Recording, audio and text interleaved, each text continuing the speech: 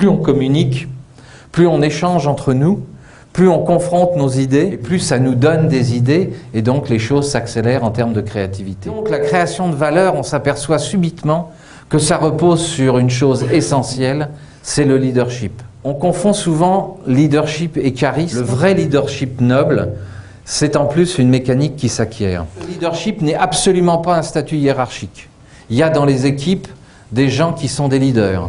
Et il y a des chefs qui ne sont absolument pas des leaders. Un leader, ce n'est pas prendre le pouvoir, c'est en fait le donner et le répartir. Donc le leadership, c'est vraiment un état d'être. J'ai envie de faire réussir une équipe. Si un patron pense qu'il est meilleur que tous ses employés, il n'a pas besoin d'avoir des employés. Le leadership, c'est une compétence qui s'apprend. Je développe du leadership et je développe le leadership des employés puisque je leur permets aussi d'être responsables, d'être autonomes, d'être motivés et d'être impliqués. Je suis donc un guide en tant que leader. Alors comment développer son leadership? Un leader, c'est quelqu'un qui a une ambition et qui la partage. Le leader, il a cette particularité, c'est qu'il a la capacité à expliquer ses objectifs de façon très claire. C'est quelqu'un qui a donc le sens du débat et de l'éloquence pour pouvoir motiver et impliquer ses employés.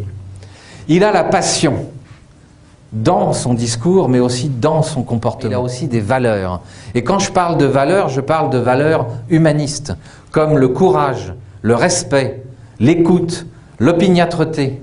Et là, je n'ai mis que ça, mais on peut en trouver des tas d'autres. Le partage, l'échange, la communication, la vérité, l'honnêteté, l'éthique. À chaque fois que vous démarrez un projet, la base, c'est de dire c'est quoi notre ambition, c'est quoi notre objectif.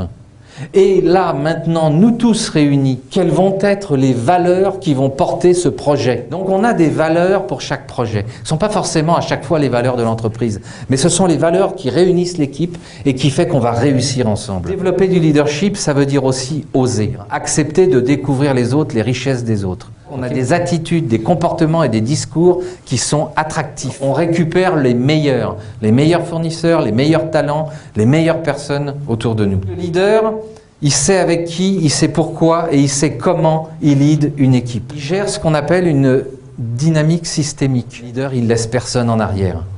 Il permet aux gens de participer au projet. Il est cohérent dans son discours, dans son comportement, dans ses valeurs, dans son projet, dans ses objectifs. Quand vous êtes dans ce phénomène de leadership, vous êtes en train de développer vos compétences et de développer les compétences de vos employés. Le fait qu'il n'y ait pas de leadership, vous êtes en sous-performance et à la limite, les employés s'emmerdent. Il ne peut pas y avoir de leadership si on n'a pas de résultat. Sinon, on est un rêveur, on est un poète. Il n'y a pas de concret derrière. Un leader, c'est quelqu'un qui emmène une équipe à quelque chose de tangible.